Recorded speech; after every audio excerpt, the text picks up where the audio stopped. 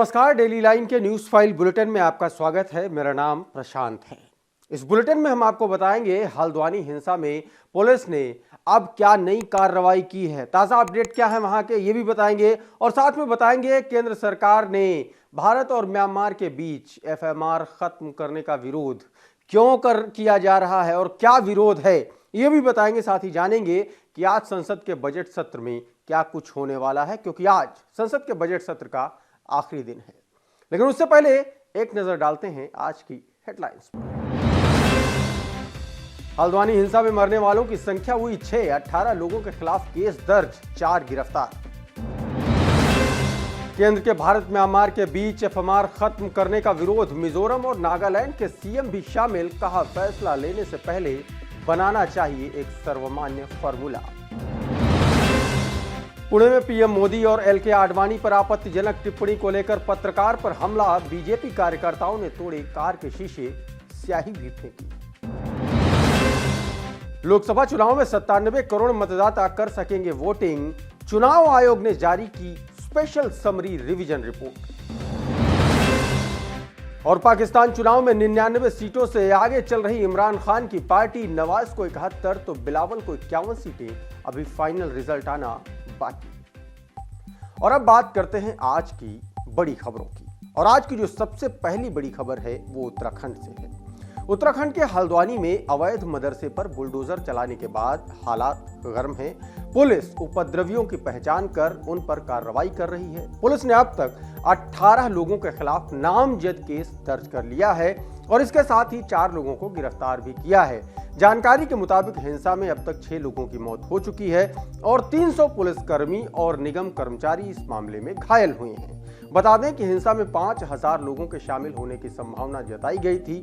Police हिंसा में शामिल लोगों की पहचान करने में जुटी है और उनकी तलाश कर रही है। वहीं हिंसा के 48 घंटे के बाद भी हल्द्वानी में कर्फ्यू जारी है। पूरे इलाके में भारी सुरक्षा बल तैनात हैं, इंटरनेट सेवाएं बंद हैं। रिपोर्ट के मुताबिक आज INDIA और सिविल सोसाइटी का उच्च स्तरीय प्रतिनिधिमंडल कांग्रेस प्रदेश अध्यक्ष करण माहरा के नेतृत्व में उत्तराखंड के राज्यपाल से मुलाकात करेगा। आज की अगली बड़ी खबर की बात करें तो संसद के बजट सत्र से जुड़ी हुई आज की अगली बड़ी खबर है। आज बजट सत्र का आखिरी दिन है। आज यानी कि शनिवार को लोकसभा में हंगामा के पूरे आसार दिख रहे हैं। दोनों सदनों में राम मंदिर को लेकर पीएम मोदी को धन्यवाद देने के लिए एक प्रस्ताव पारित किया जाएगा, जिसका उद्घाटन 22 जनवरी को अयोध्या में किया गया था। राज्यसभा के सभापति धनखड़ ने बताया कि 10 फरवरी को बैठक के दिन न तो शून्यकाल और न ही प्रश्नकाल होगा। शनिवार को दोनों सदनों में अहम मुद्दों पर चर्चा होगी। और अब बढ़ते हैं आज की अगली बड़ी खबर की ओर। पूर्व राष्ट्रपति प्रणब मुखर्जी की बेटी शर्मिष्ठा मुखर्जी ने राहुल गांधी पर गंभीर आरोप लगाए हैं। उन्होंने राहुल गांधी को एक चिट्ठी लिखी है। चिट्ठी के जरिए शर्मिष्ठा ने राहुल गांधी से न्याय की मांग की है। उन्होंने कहा है कि आपकी और पार्टी की आलोचना करने पर कांग्रेस समर्थक मुझे सोशल मीडिया पर ट्रोल कर रहे हैं। उन्होंने पत्र में यह भी कहा कि मेरे पिता प्रणब मुखर्जी को अपशब्द कहे जा रहे हैं। शर्मिष्ठा मुखर्जी ने पत्र में लिखा कि मुझे न्याय चाहिए। उन्होंने पत्र में राहुल गांधी के नारे नफरत के बाजार में मोहब्बत की दुकान का भी जिक्र किया। उन्होंने कहा कि आपका पसंदीदा नारा आपके समर्थकों के कानों में नहीं पड़ता, क्योंकि वो आपकी आलोचना करने वालों के प्रति अपनी सारी नफरत लगा देते हैं। अगर न्याय को लेकर सीरियस हैं तो उनके खिलाफ एक्शन लें। और अब बात करते हैं आज की अगली बड़ी खबर की। केंद्रीय गृह मंत्रालय के भारत म्यांमार के बीच फ्री मूवमेंट रिजीम को खत्म करने का अब विरोध शुरू हो गया है। विरोध करने वालों में मिजोरम और नागालैंड के मुख्यमंत्री भी शामिल हैं। गृह मंत्रालय के फैसले के बाद म्यांमार सीमा पहाड़ और घाटी 2 हिस्सों में बंट गई है। जहां घाटी के लोग खुश हैं तो वहीं पहाड़ी इलाका इसका विरोध कर रहा है। मैतेई समुदाय की संस्था कोकोमी सहित घाटी के संगठनों का कहना है कि इसमें शरारती तत्वों की आवाजाही रुकेगी और सीमाएं सुरक्षित होंगी। दूसरी तरफ मिजोरम के मुख्यमंत्री लदुहोमा ने इसका विरोध किया है। उनका कहना है कि सीमा के दोनों तरफ रहने वाले मिजो ओचिन समुदाय को क्षेत्र के आने जाने से रोका जा सकता है। वे अंग्रेजों के समय एक तरफा तरीके से निर्धारित की गई सीमाओं को नहीं मानते।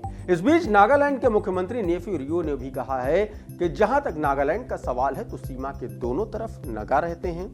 केंद्र को फैसले पर अमल करने से पहले एक सर्वमान्य फॉर्मूला बनाना चाहिए था।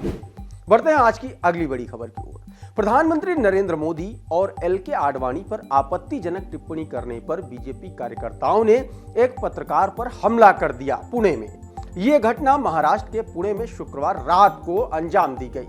यहां भाजपा कार्यकर्ताओं ने पत्रकार निखिल वागले की गाड़ी पर हमला कर दिया। पीएम मोदी और एलके आडवाणी को लेकर गलत टिप्पणी करने पर भाजपा के लोगों ने वागले की कार के शीशे तोड़ दिए और स्याही भी फेंकी। पुणे पुलिस के मुताबिक 64 साल के निखिल वागले की गाड़ी पर यह हमला तब हुआ जब वो सिंघड़ रोड इलाके में एक कार्यक्रम में जा रहे थे।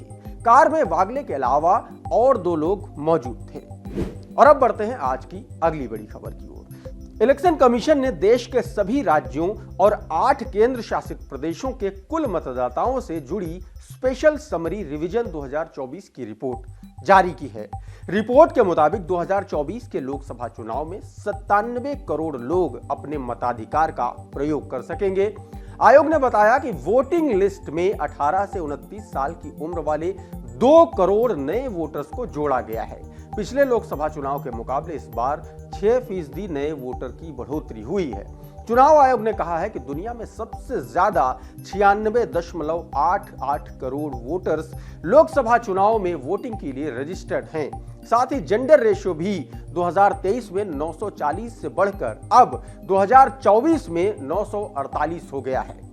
बढ़ते हैं आज की अगली बड़ी खबर की ओर। और अगली बड़ी खबर पड़ोसी देश पाकिस्तान में चल रहे चुनावों से जुड़ी हुई है। वहां की मतगणना से जुड़ी हुई है। वहां के आने वाले वक्त में सरकार के फॉर्मेशन से जुड़ी हुई है। पाकिस्तान में 8 फरवरी को नेशनल असेंबली और प्रांतीय चुनाव के लिए वोटिंग हुई थी। 9 फरवरी को नतीजे आने शुरू हुए थे, लेकिन 18 घंटे देर से शुरू हुई वोटों की गिनती के बाद अभी तक नतीजे सामने नहीं आ पाए हैं। अभी 15 सीट के रिजल्ट आने बाकी हैं। जानकारी के मुताबिक जेल में कैद इमरान खान की पार्टी 99 सीटों के साथ देश में सबसे आगे चल रही है और नवाज शरीफ की पार्टी ने 71 सीटें जीती हैं। वहीं बिलावल की पीपीपी 51 सीटों पर जीत दर्ज कर पाई है।